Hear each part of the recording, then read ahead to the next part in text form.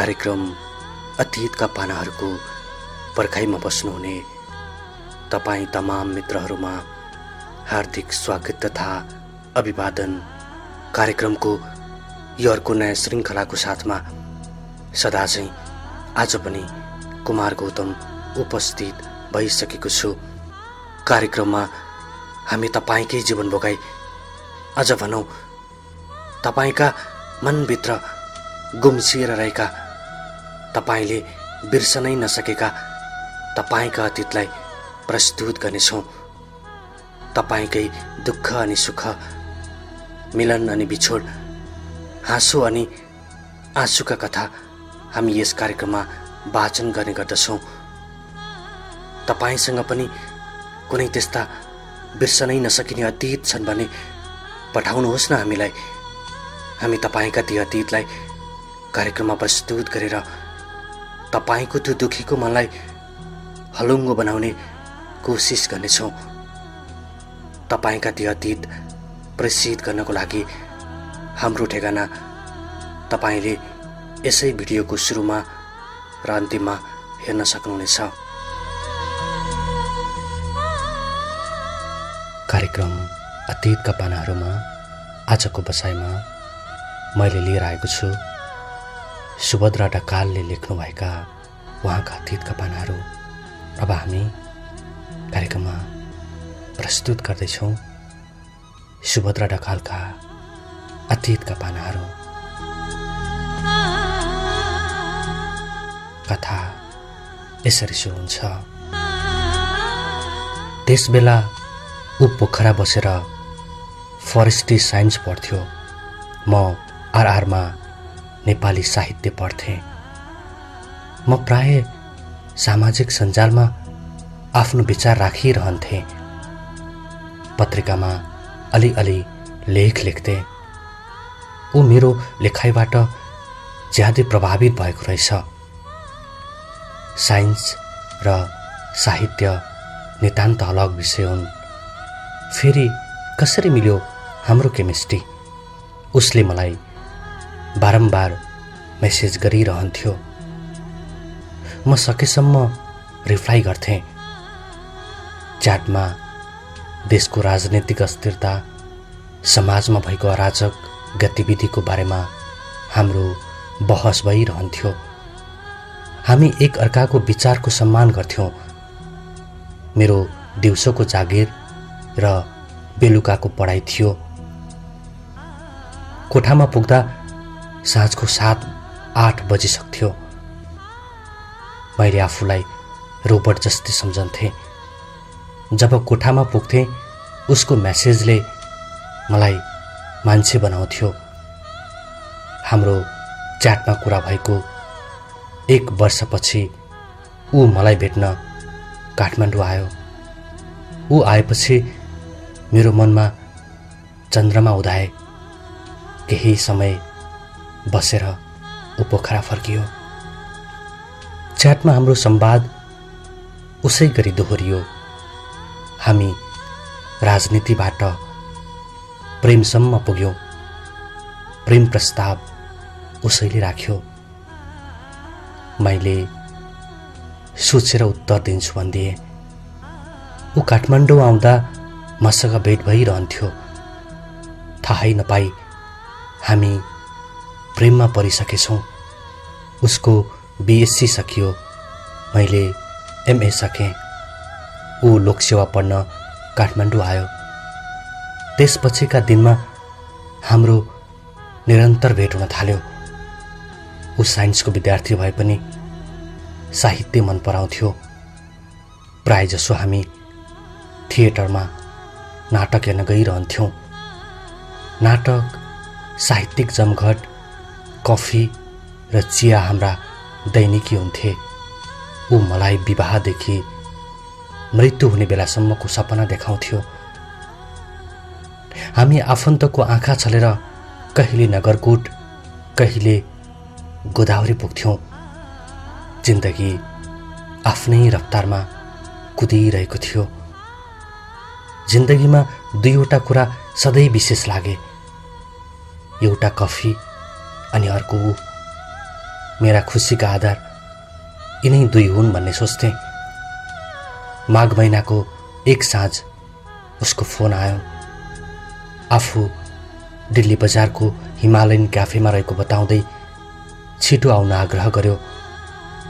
साँझ परिसकेकाले सडक किनारमा बत्ती बल्न थालिसकेका थिए। सडकमा गाडीको रफ्तार उस्तै बाहिर चिसो भए पनि मनको मायाले मौसमलाई जित्यो।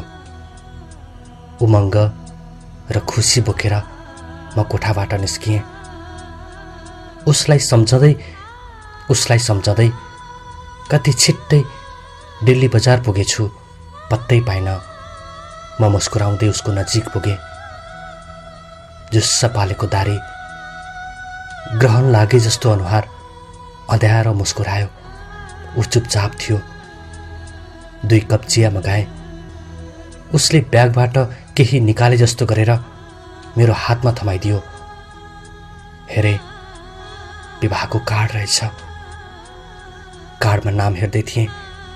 ऊ पिसाब लागेको बहाना गरेर बाथरुमतिर लाग्यो।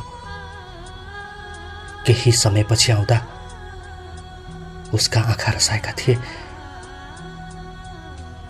पिसाब फेरेर उसको शरीरमा शीतलता प्राप्त भयो कि मनमा मैले जानिन। ओहो, विवाह गर्दै रहेछौ, व्यापक बधाई, मैले भने। उसको ओठका घाम अस्ताए। किन निराश हुन्छौ साकार? बिहे गर्दैछौ, नयाँ जिन्दगी सुरु हुँदैछ। साकारले भन्यो। मलाई माफ गर, मैले साथ दिन सकिन। घरकाले चिना मिलेन भनेर तिमीलाई अस्वीकार गरे। मैले बा आमा त्याग्न सकिन। उहाँहरूले खोजेकासँग विवाह गर्नुपर्ने बाध्यतामा फसे। उसका कुराले शरीरको कमजोर अङ्गमा चुम्बन गर्यो। तर आफूलाई बलियो बनाउने प्रयास गरिरहे अनि भने, प्रेम र विवाह जिन्दगीका अलग बाटा हुन् साकार। के विवाह गर्दैमा प्रेम सकिन्छ र? प्रेमको अन्तिम गन्तव्य विवाह हो र? संसारमा धेरैका प्रेम असफल भएका छन्। प्रेम असफल हुनु भनेको मुटुको माया सकिनु होइन। दूरी बढ्नु भनेको बिर्सनु होइन। विवाह जस्तो तुच्छ सम्झौताले प्रेम जस्तो पवित्र सम्बन्धलाई मार्न सक्दैन। तिमी तिम्रो जिन्दगीमा खुसी रहनु। तिम्रा आगामी जिन्दगी सुखद रहन्। चिना मिलेकी केटीसँग तिम्रो मन पनि मिलोस् अनि परिवारको खुसी पनि मिलोस्। उसले भन्यो, माफ त गर्छौ मलाई? उसले कस्तो गल्तीको माफ खोजेको हो? के प्रेम गर्नु गल्ती हो र? मैले भने, तिमीले गल्ती नै के गरेका छौ र साकार? म तिमीलाई माफ गरौँ। मेरा कुराले फेरि उसका आँखा भरिए। रोक्ने प्रयास गर्दै थियो। सेतो सर्टमाथि टप्पा आँसु खसे। कस्तो अचम्म! प्रेम प्रस्ताव राख्ने ऊ, विवाहको सपना देखाउने पनि ऊ, विवाहको कार्ड बोकेर भेट्न आउने पनि ऊ, अनि फेरि रुने पनि ऊ। कति अजीब छ है दुनिया। ओहो, टेबलमा चिया सेलाइसकेछ। उसले एकै पटक चिया पिएर भन्यो, म अब निस्किन्छु। मैले उसलाई रोक्न सकिनँ। म उसको व्यवस्था बुझ्थेँ। मलाई थाहा छ, मान्छेले जिन्दगी पाउने भनेको एक पटक मात्रै हो। उसको जिन्दगीमा, उसको रहरमा, उसका सपनामा म कहिल्यै पनि हस्तक्षेप गर्नै सक्दिनँ। सेलाएको चिया र मर्न लागेका आफ्नो जिन्दगीको रहर सम्झे। त्यसपछि लाग्यो जिन्दगी उसको हो, रहर उसका हुन्। मैले मन सानो बनाएर उसलाई रोक्नु हुँदैन। उसले चाहेको जस्तो जिन्दगी बाँच्न दिनुपर्छ। बाहिर बत्तीको झिलिमिली उस्तै थियो। मेरो मनमा निभेको दियो फेरि बल्न सक्ला त? आफैसँग प्रश्न गरे। खलिल जिब्रानको एउटा भनाइ छ, एक दिन तिमीले मलाई सोध्नेछौ मेरो जिन्दगी बढी महत्त्वपूर्ण छ कि तिम्रो? मैले मेरो जिन्दगी भन्नेछु र तिमीले मलाई छोडेर जानेछौ, यो थाहा नपाइकन कि तिमी मेरो जिन्दगी हो। उसले छोडेर गयो, खुसी होस्। म उसलाई आदर्श प्रेम गर्छु। प्रेम त मैले उसलाई अथाह गरेको थिएँ, कुनै आश र अपेक्षा नगरी। फेरि सम्झे आफ्नो समय र त्यसको निम्ति खेर फाल्नु हुँदैन। जसले मेरो प्रेम चिन्न सकेन, ऊ निस्केपछि विगतका घटनाहरू आँखामा आइरहे। अघिको उत्साह र उमङ्ग हरायो। शरीर र मुटु दुवै चिसा भए। आफूलाई सम्हाल्न भन्दा अर्को विकल्प थिएन। चुपचाप निस्किएर पुतली सडकतिर लागे। कोठामा पुगे, फेसबुक खोले। बुद्धिसागरको एउटा नयाँ स्ट्याटस पोस्ट भएको रहेछ। मान्छेलाई चिन्नु ज्ञान हो भने मैले तँलाई चिने भन्नु अज्ञानता हो। मैले मेरो प्रेम चिने, हैसियत थाहा पाएँ, एउटा नमिठो भ्रमबाट मुक्त भएँ। उसले दिएको पीडा मुटुमा शूल बनेर रोपियो, तर कुनै प्रतिक्रिया जनाइन। अचेल सामाजिक सञ्जालमा दुःख, पीडा, धोका, वेदनाको चित्कार मात्र सुन्न पाइन्छ। यस्ता अभिव्यक्तिले थाहा हुन्छ कि संसारमा धेरै मान्छे खुसी छैनन्।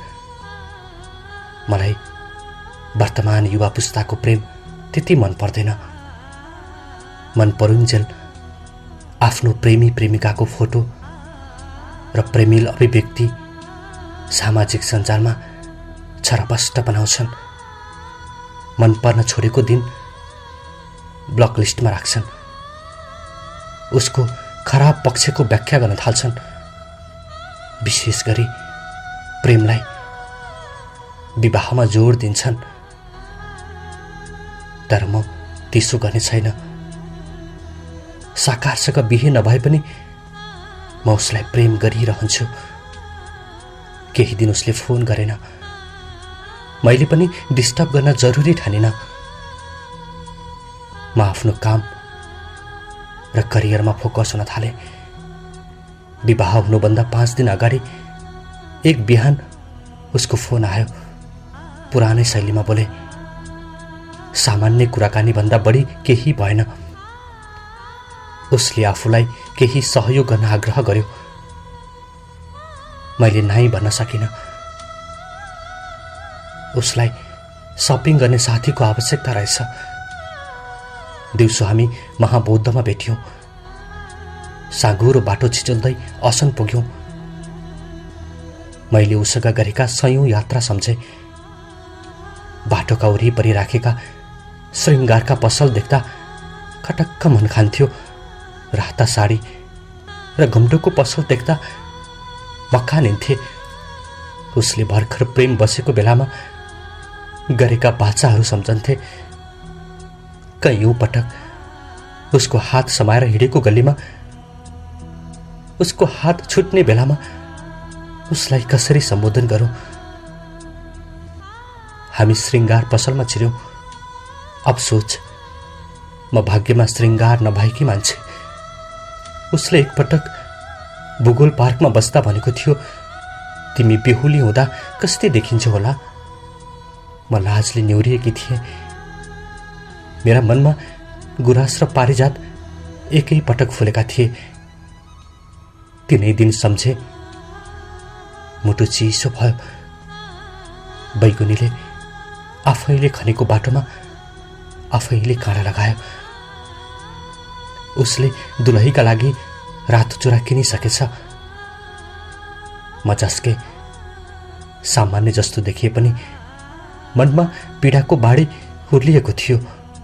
असन, इन्द्रचोक, न्यू रोड पुरै घुमेर उसको विवाहको लागि सामान किनियो। फर्कदा रात परिसकेको थियो। मैले असल साथी भन्ने प्रस्ताव राखेँ। ऊ मुस्कुरायो अनि भन्यो, आज ढिला भयो, कुनै दिन भेटौँला। नाइ भन्ने हिम्मत गरिन। एक्लै कोठामा फर्के। प्रेम गरियो, विवाह भएन। असल साथी बनेर साकारलाई दुःखमा साथ दिन्छु सोचेकी थिएँ। कोठामा पुगे। बत्ती बाल्न पनि मन लागेन। त्यसो त यहाँभन्दा पहिला उज्यालोसँग मेरो कुनै दुश्मनी थिएन। बाहिर सामान्य देखिए पनि भित्री मनमा पीडाको महासागर थियो। के खराबी थियो र मसँग? उसले मेरो प्रेम लताएर अरूसँग विवाह गर्दैछ। के छैन र मसँग जो अरू स्वास्नी मान्छेसँग मात्रै छ? आँखाबाट आँसुको बेल बग्यो। मनमनै भने, निष्ठुरी, मेरा आँसुले तिम्रा खुसीका बाटो नछेकुन्। उसलाई फोन नगरी निदाउन सक्दिनथे, तर बानी पर्न थाल्यो। उसको विवाहको अघिल्लो रात उसलाई बधाई दिन मेसेज गर्न खोजे। उसको नाम फेसबुकमा खोजे भेटिन। अर्को आइडीबाट सर्च गरे। म त ब्लक लिस्टमा परेछु। सम्झे अक्सर प्रेम गर्ने मान्छे ब्लक लिस्टमा पर्दा रहेछन्। उसले नयाँ स्टाटस पोस्ट गरेको रहेछ। फिलिङ ह्याप्पी, छिट्टै खुसीका दिनहरू सुरु हुँदैछन्। म पनि खुसी भएँ। परिवारले चिना मिलाएछन्। उसले मन मिलाएछ। मसँग कति मिठो अभिनय गर्यो। तर पनि उसको जीवन सदा खुसी रहोस्, यही सोचे। घडी हेरे, रातको 12 बजेछ। फेसबुकमा एउटा स्टाटस पोस्ट गरे। प्रेम र विवाह फरक विषय हुन्। साकार, म तिमीलाई अझै आदर्श प्रेम गर्छु। सुभद्रा ढकाल।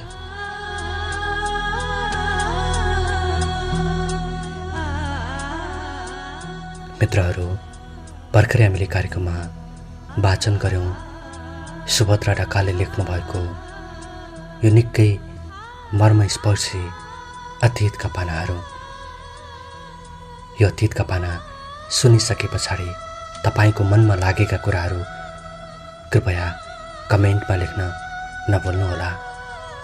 अनि यो कथा मन परेको भए लाइक शेयर गर्न पनि नबिर्सनुहोस्। अनि हाम्रो युट्युब च्यानल केटुके भाइरल टिभीलाई सब्स्क्राइब गर्न नभुल्नुहोला। अनि यतिखेर जो अन्य साथीहरू हामीलाई सुन्दै हुनुहुन्छ, तपाईको जीवनमा पनि कुनै यस्ता घटनाहरू घटेका छन्, कुनै यस्ता अतीतका पल्लहरू छन्, कुनै यस्ता अतीतका घाउहरू छन् जुन अतीतले तपाईलाई बारम्बार झस्काइरहन्छ, पीडा दिइरहन्छ भने पठाउनुहोस् न तपाईका ती अतीतका पानाहरू। हामी यसै गरी तपाईका ती अतीतका पानाहरूलाई कार्यक्रममा प्रस्तुत गरेर तपाईको दुखेको मनलाई हलुङ्गो पार्ने कोसिस गर्नेछौँ। हामीलाई पत्रचार गर्नको लागि हाम्रो ठेगाना तपाईले यसै भिडियोको सुरुमा र अन्त्यमा हेर्न सक्नुहुनेछ। अब आजको लागि कार्यक्रम अतीतका पानाहरूबाट मैले पनि बिदा माग्नुपर्ने बेला भइसकेको छ। कार्यक्रम अवधिभर मलाई सुनेर साथ दिनुभएकोमा तपाईलाई हृदयबाट नै आभार व्यक्त गर्न चाहन्छु। अब अर्को कार्यक्रम अतीतका पानाहरूमा तपाईकै अतीत लिएर आउने बाचा गर्दै आजको लागि कार्यक्रमबाट कुमार गौतम बिदा हुन्छु। तपाईको बाँकी समय शुभ बितोस्। हवस् त, नमस्ते, शुभरात्रि।